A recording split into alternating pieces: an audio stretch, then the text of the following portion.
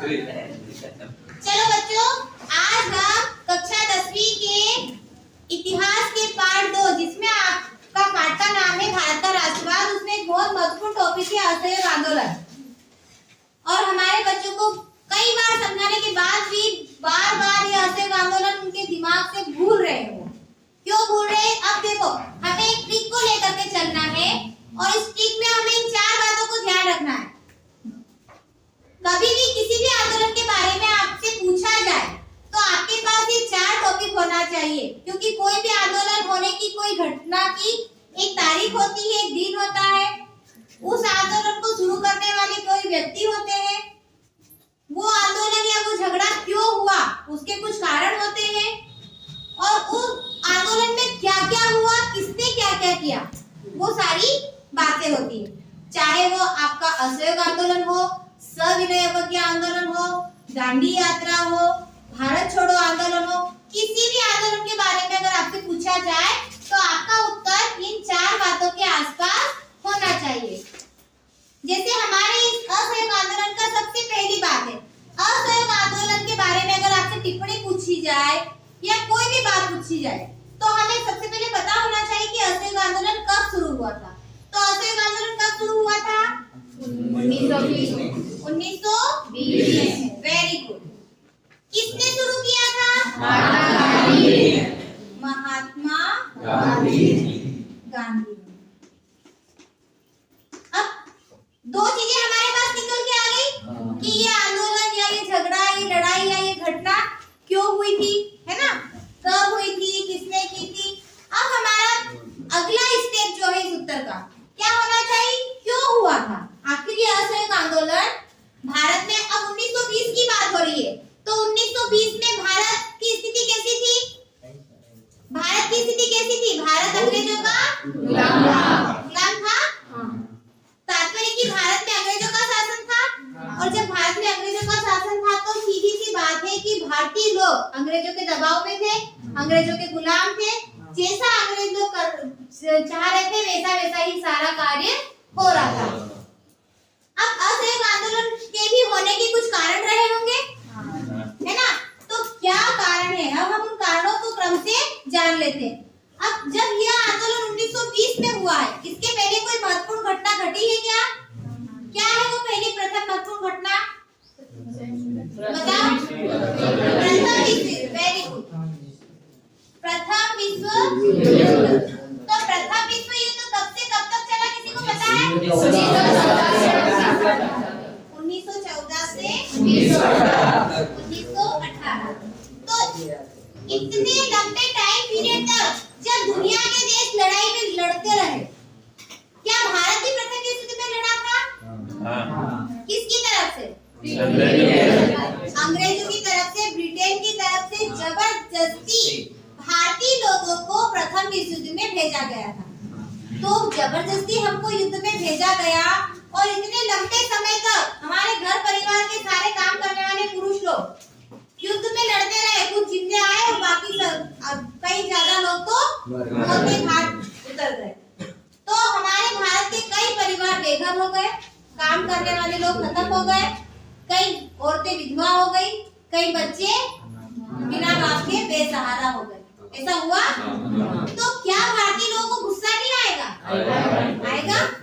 वही गुस्सा, वही दुख, वही दर्द असहयोग आंदोलन के रूप में निकला। भारतीयों के मन में जो अंग्रेजों के खिलाफ प्रथम विश्व युद्ध को लेकर के जो नाराजगी थी, वो भी एक कारण था असहयोग आंदोलन। दूसरा महत्वपूर्ण कारण क्या हो सकता है?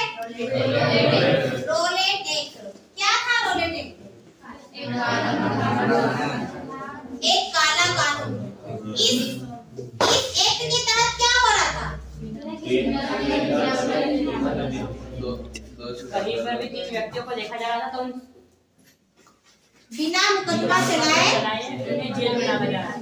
बिना मुकदमा चलाए उनको जेल में बंदी बना दिया जाता था।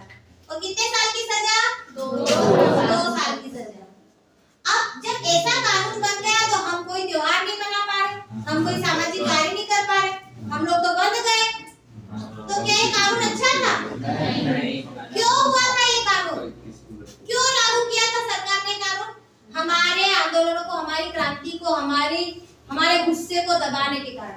इनका अंग्रेजों का ये मानना था कि भारतीय लोग आपस में मिलेंगे नहीं, इनके विचार मिलेंगे नहीं, बातें होगी नहीं, तो ये किसी प्रकार की कोई योजना बना ही नहीं पाएंगे।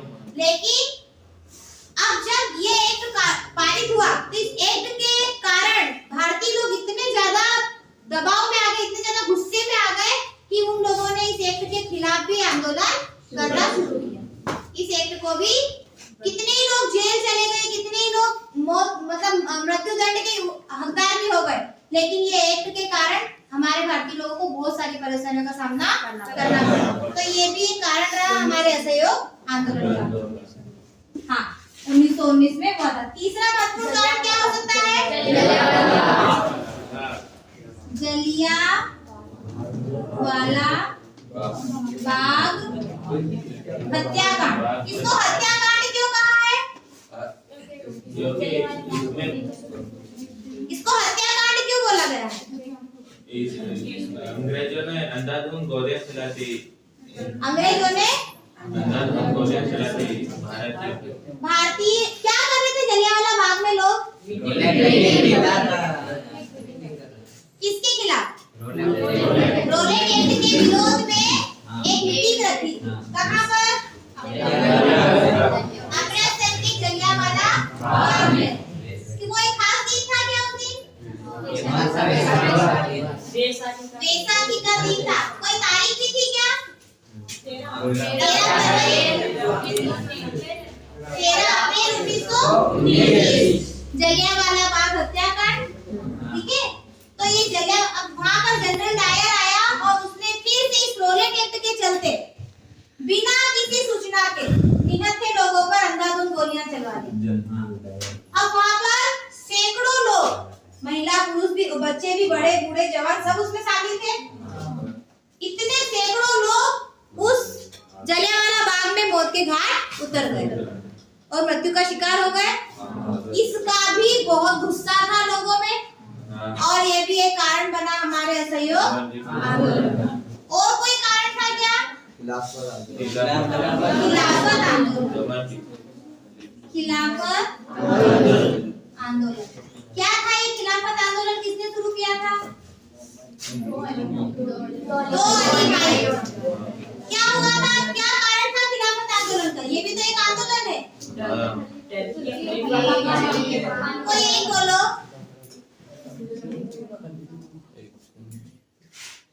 प्रथम विश्व युद्ध के परिणाम के स्वरूप क्या हुआ था? टर्की के खलीफा को अपमानित किया गया। उनके सिर पर ताज होता था उसको पैरों से कुचला और उनको पकड़ के जेल में बंदी बना दिया, जिसके कारण भारत में दो अली भाई, कौन से दो अली भाई? मोहम्मद अली और शौकत अली दोनों भाइयों ने मिलकर के भारत में खिलाफत आंदोलन शुरू किया। अब ये खिलाफत आंदोलन भी असहयोग आंदोलन का एक रूप था, क्योंकि ये मुस्लिम भाइयों ने शुरू किया था और भारतीय भाइयों ने असहयोग आंदोलन। भारतीय जो थे, हिंदुओं ने जो आंदोलन शुरू किया उसको असहयोग आंदोलन शुरू कहा गया और जो मुस्लिम भाइयों ने शुरू किया उसको खिलाफत आंदोलन। खिलाफत का मतलब क्या होता है? नाफरमानी, कही बात को नहीं मानना, इनकार करना, यही होता है ना। तो यही खिलाफत आंदोलन भी का भी एक सहयोग मिल गया इस असहयोग आंदोलन को कि चलो ये टर्की में इतना बड़ा हादसा हुआ है और ये भी एक महत्वपूर्ण कारण बना। अब इतने सारे कारण, इसके अलावा और बहुत सारी छोटी छोटी घटनाएं थी जो कि भारतीयों को पूरी तरीके से अंग्रेजों के खिलाफ युद्ध करने पर, उनके खिलाफ आंदोलन करने के लिए मजबूर कर रही थी। अब कोई अपन से देखे, अब देखो हमारे 3 चीजें तैयार हो गई। कब हुआ था, किसने किया था और क्यों हुआ था। अब हमारा चौथा पॉइंट बचा है कैसे, क्या क्या हुआ था। कैसे में क्या क्या आ जाएगा? क्या क्या किया था हमारे असहयोग आंदोलन। असहयोग, इसका मतलब क्या होता है? सहयोग का मतलब साथ देना और इसके आगे हमने अ लगा दिया।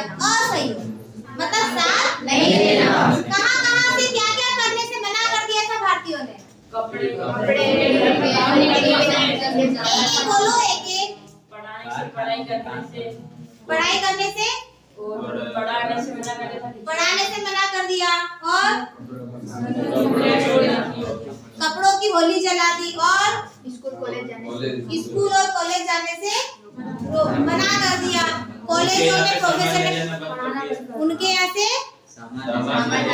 उनका सामान खरीदना और लेना और बेचना बंद कर दिया पूरी तरीके से। ना इनके घर में किसी ने काम करना बंद कर दिया, सामान लेना खरीदना बंद कर दिया, बेचना अपना भारतीयों का जो कच्चा माल था वो देना बंद कर दिया। बहुत सारी चीजें जो जितनी भी प्रकार से भारतीय लोग अंग्रेजों का सहयोग कर रहे थे ना, सभी सहयोग हमने उनको देने से बंद कर दिया।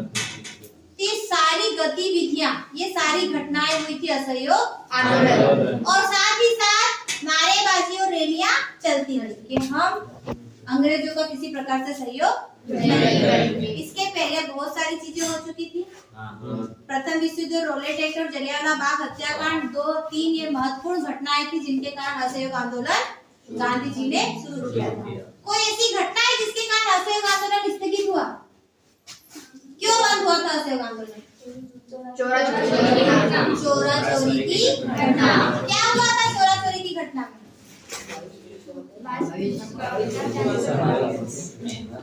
क्या हुआ था 1922 में? चोरी की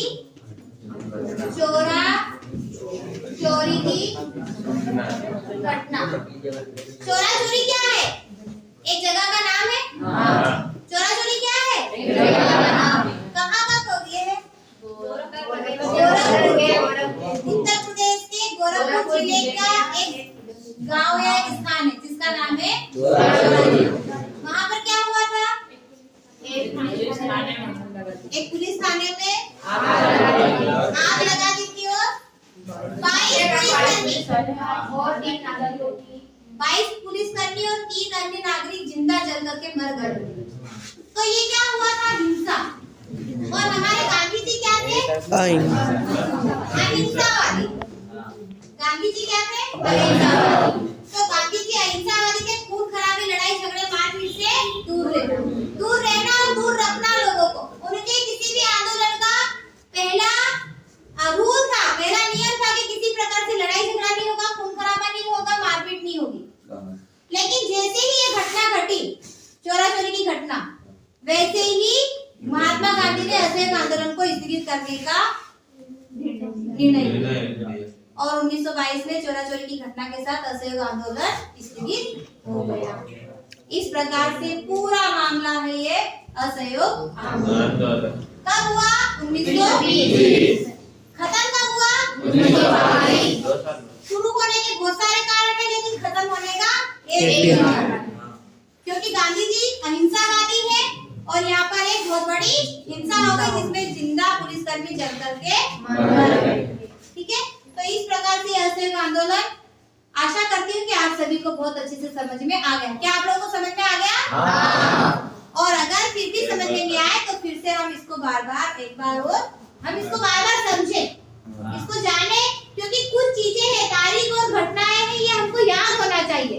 अगर तारीख और घटनाएं हमको याद नहीं रहती है तो फिर हम असहयोग आंदोलन का पूरा उत्तर नहीं लिख पाएंगे। अगर टिप्पणी आती है तो टिप्पणी में आपको ये सारी बातें कवर करना है। कारण पूछे जाते हैं तो आपको केवल 4 कारण लिखना है। 2 नंबर में पूछा जाता है कब हुआ या किसने किया, तो आपको केवल तारीख और नाम लेना है। केवल ये प्रश्न पूछा जाता है कि असहयोग आंदोलन को स्थगित होने की कौन सी ऐसी घटना थी, तो आपको केवल इस घटना के बारे में बताना है। अब आपके इस एक प्रश्न में कितने प्रश्न तैयार हुए? असहयोग आंदोलन कब शुरू हुआ था? 1920। कब खत्म हुआ था? 1922 में। किसने शुरू किया था? कौन सी ऐसी घटना थी जिसके कारण असहयोग आंदोलन को स्थगित किया गया? चोरा चोरी कौन से जिले का था? गोरखपुर कौन से प्रदेश में है? उत्तर प्रदेश। बहुत सारी चीजें हैं। खिलाफत आंदोलन किसने शुरू किया था? क्या कारण था? प्रथम विश्व युद्ध के बहुत सारे कारण हैं अपने। रोलेट एक्ट क्या था? सबकी बिना मुकदमा चलाए जेल में डालना। जलियांवाला बाग हत्याकांड, 13 अप्रैल बेसाखी के दिन जलियांवाला बाग में बेसाखी के दिन मीटिंग रखी थी और जनरल डायर ने अंधाधुंध गोलियां चलाई थी। कितनी सारी चीजें कवर हो गई हमारी एक प्रश्न में। ठीक है, तो इन सभी चीजों को आप याद करो। 1 वर्ड में पूछा जा सकता है, सही जोड़ी में पूछा जा सकता है, सही विकल्प में पूछा जा सकता है, सत्य असत्य में, सत्य सत्य में पूछ लिया। असहयोग आंदोलन 1920 में हुआ था, नहीं हुआ था, या फिर असहयोग आंदोलन 1922 में प्रारंभ हुआ था। तो हमको पता चल गया ना कि 1922 में तो खत्म हुआ था, शुरू 1920 में हुआ था। तो आप इनके अगर हमको करेक्ट आंसर पता है तो हम हमारे चाहे वो हमको सत्य सत्य में पूछे, खाली स्थान में पूछे, सही जोड़ी में पूछे, एक शब्द में पूछे, तो हमारे पास हमारा सही जवाब